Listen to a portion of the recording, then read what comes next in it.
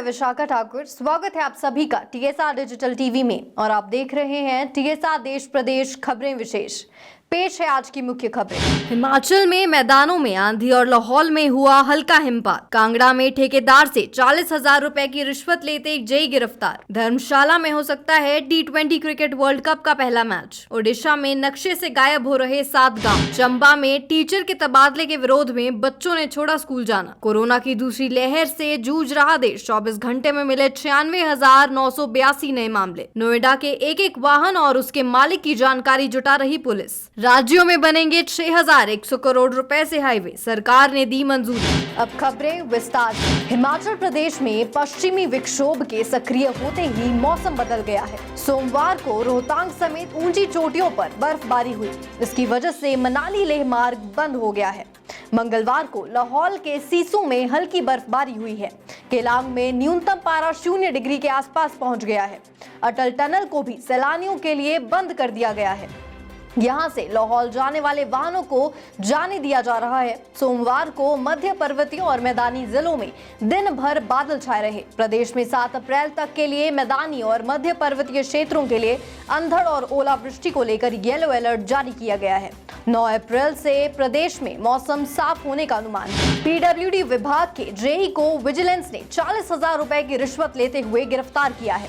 मामला हिमाचल प्रदेश के कांगड़ा जिले का है। हिमाचल प्रदेश लोक निर्माण विभाग के बाबा बड़ो उपमंडल के तहत कंडी सेक्शन में आरोपी जेई कार्यरत है। जेई को विजिलेंस ने 40,000 रुपए की रिश्वत लेते रंगे हाथ गिरफ्तार किया है। आरोपी जेई ठेकेदार से काम पूरा होने के बाद पेमेंट करने के बदले घूस मांग रहा था। लोक निर्माण विभाग के तहत एक ठेकेदार अर्जुन कुमार निवासी सरूट तहसील बड़ो ने विजिलेंस से शिकायत की थी कि लोक निर्माण विभाग के बाबा बड़ो उपमंडल के तहत कंडी सेक्शन में कार्यरत जेई कुलदीप मतराड़ नगरोटा भगवा काम की पेमेंट के लिए 40,000 रुपए मांग रहा है। विजिलेंस ने आरोपी को पकड़ने के लिए जाल बिछाया और उसे रंगे हाथ गिरफ्तार कर लिया। भारत में इस साल अक्टूबर-नवंबर में होने वाले T20 वर्ल्ड कप का आगाज धर्मशाला क्रिकेट स्टेडियम से हो सकता है। इसके लिए प्रयास जारी है। बीसीसीआई के कोषाध्यक्ष अरुण धूमल का ऐसा कहना है। अरुण धूमल ने कहा कि अक्टूबर-नवंबर में T20 क्रिकेट वर्ल्ड कप प्रतियोगिता होगी। सभी मैच भारत में ही होंगे। ऐसे में हम कोशिश कर रहे हैं कि वर्ल्ड कप का उद्घाटन match Himachal Pradesh cricket association के धर्मशाला स्टेडियम में हो। बता दें कि धर्मशाला इन मैचों के 8 वेन्यू में शामिल है। हालांकि इन मुकाबलों का शेड्यूल आना अभी बाकी है। दरअसल अरुण धूमल ने कहा है कि धर्मशाला स्टेडियम में अंतर्राष्ट्रीय क्रिकेट मैच आयोजित होने से पर्यटन नगरी धर्मशाला को एक बार फिर विश्व स्तर पर पहचान मिलेगी। वहीं स्थानीय कारोबारियों को भी बड़ी राहत मिलेगी। धर्मशाला क्रिकेट स्टेडियम में लंबे अरसे से अंतर्राष्ट्रीय मैचों का सूखा चल रहा है। हालांकि धर्मशाला में बड़ी संख्या में सैलानी आते हैं, लेकिन मैचों के आयोजन से टूरिज्म को और बढ़ावा मिलेगा। ओडिशा के सतभाया में 700 परिवारों का आशियाना अपने अंदर समेटने वाले 7 गांव का समूह अब वीरान है। अब यहाँ जहां तक नजर जाती है वहां रेत के मैदान, पेड़, मवेशी ही नजर आते हैं। तट के पास की जमीन अतीत की कुछ यादें समेटे हुए है। यहाँ जमीन में आधा धंसा हुआ एक हैंडपंप है, एक मंदिर है जहाँ देवता नहीं है। आलम यह है कि तटीय कटाव के चलते अब ये 7 गांव राज्य के नक्शे से लगभग मिट चुके हैं। हालांकि राज्य सरकार ने इनके सुधार में कदम तो उठाए हैं। इंडियन एक्सप्रेस की रिपोर्ट बताती है कि कभी जो मंदिर वीकेंड्स पर परिवारों के पहुंचने का स्थान होता था, अब वहां केवल प्रफुल्ल लेंका जाते हैं। लेंका का 6 सदस्यीय परिवार उन 571 परिवारों में शामिल है जिसे जिला प्रशासन ने बागपटिया की कॉलोनी में पहुंचाया था। लेकिन 40 वर्षीय लेंका बुनियादी सुविधाओं के अभाव के बावजूद अपनी 20 भैंसों की देखभाल के लिए यहीं रुक गए। हिमाचल प्रदेश के चंबा जिला के बहुत से स्कूल ऐसे हैं जहां पर अध्यापकों की कमी है। हालांकि कोविड-19 में बच्चे ऑनलाइन शिक्षा घरों में ही ग्रहण कर रहे हैं, लेकिन जब स्कूलों में बच्चों को जाने की अनुमति दी थी उस समय अध्यापकों की कमी बच्चों को खल रही थी। उन्हें पढ़ाई करने में काफी दिक्कत होती है। कई स्कूलों में 1 या 2 अध्यापक ही तैनात किए गए हैं और अब उनके भी तबादले किए जा रहे हैं। चंबा जिला के राजकीय वरिष्ठ माध्यमिक पाठशाला सूंडला की बात करें तो वहां पर एक टीजीटी अध्यापक के तबादले को लेकर लोग काफी नाखुश दिख रहे हैं। इसी को लेकर ग्राम पंचायत पुखरी की समस्त जनता एडीसी चंबा से मिलने पहुंची। उन्होंने मांग की है कि जिस अध्यापक का तबादला किया गया है उसे रद्द कर दिया जाए। उन्होंने कहा कि कमलेश कुमार टीजीटी आर्ट्स के अध्यापक हैं। वे बहुत ही परिश्रमी, अनुशासन प्रिय और कर्मठ अध्यापक हैं। देश में कोरोना वायरस का संक्रमण बहुत तेजी से फैल रहा है। स्वास्थ्य और परिवार कल्याण मंत्रालय मंत्रालय द्वारा जारी किए गए आंकड़ों के अनुसार देश में बीते 24 घंटे में 96,982 नए मामले आए हैं और 446 लोगों की मौत हुई है। आपको बता दें कि देश में संक्रमण के कुल मामले 12 करोड़ के पार पहुंच गए हैं।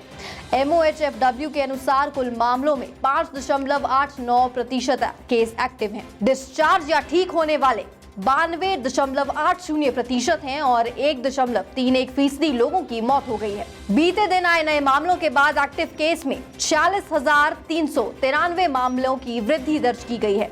वहीं ठीक होने वालों की संख्या में 50,143 लोगों का इजाफा हुआ है। अगर आप नोएडा में वाहन चलाते हैं तो अलर्ट हो जाएं। नोएडा ट्रैफिक पुलिस एक वाहन और उसके मालिक का डेटा जुटा रही है। इसके लिए नोएडा पुलिस ने एक आदेश जारी किया है। अब सड़क पर वाहन चलाते वक्त वाहन के दस्तावेज समेत आधार कार्ड भी साथ लेकर चलना होगा। वाहन का चालान होने पर बिना आधार कार्ड के चालान नहीं भरा जा सकेगा। इसी आधार कार्ड का डेटा लेकर पुलिस वाहनों और उनके मालिकों का डेटा जमा करेगी। सुरक्षा और यातायात व्यवस्था को चाक चौबंद करने के लिए नोएडा ट्रैफिक पुलिस हर वाहन और उसके मालिक का डेटा जुटा रही है। इसी के चलते चालान होने पर वाहनों के कागज के साथ साथ आधार कार्ड की जानकारी भी ली जा रही है। अभी तक चेकिंग के दौरान ड्राइविंग लाइसेंस, इंश्योरेंस और प्रदूषण प्रमाण पत्र दिखाने पर जाने दिया जाता था। केंद्र सरकार ने 6,100 करोड़ रुपए के हाईवे प्रोजेक्ट को मंजूरी दे दी है। ये हाईवे महाराष्ट्र, असम और लद्दाख सहित 7 राज्यों और केंद्र शासित प्रदेशों में तैयार होंगे। सड़क परिवहन और राजमार्ग मंत्रालय ने कहा कि इस परियोजना में हाईवे को अपग्रेड और नया निर्माण किया जाएगा। इसके साथ ही इस राशि से हाईवे प्रोजेक्ट में पुनर्वास परियोजना भी शामिल है। वहीं मंत्रालय के अनुसार इस हाईवे प्रोजेक्ट में लद्दाख में 779 करोड़ रुपए, आंध्र प्रदेश में 810 करोड़ रुपए, महाराष्ट्र में 2,801.33 करोड़ रुपए और असम में 1,259 करोड़ रुपए के हाईवे का निर्माण किया जाएगा। सड़क परिवहन मंत्री नितिन गडकरी ने PhD चैम्बर के कार्यक्रम में बताया कि सरकार आधुनिक तकनीक से देश में 7 लाख करोड़ रुपए के ग्रीन एक्सप्रेस हाईवे का निर्माण करेगी। इन ग्रीन एक्सप्रेस वे से प्रदूषण में तो कमी आएगी ही, साथ ही स्मार्ट परिवहन को भी बढ़ावा मिलेगा। आज के लिए फिलहाल इतना ही। ऐसी ही तमाम खबरों के लिए देखते रहिए TSR डिजिटल टीवी। धन्यवाद। TSR की कोई भी अपडेट मिस ना करें, हमारे फेसबुक पेज को आज ही लाइक और फॉलो करें। TSR digital TV, opinion to impact.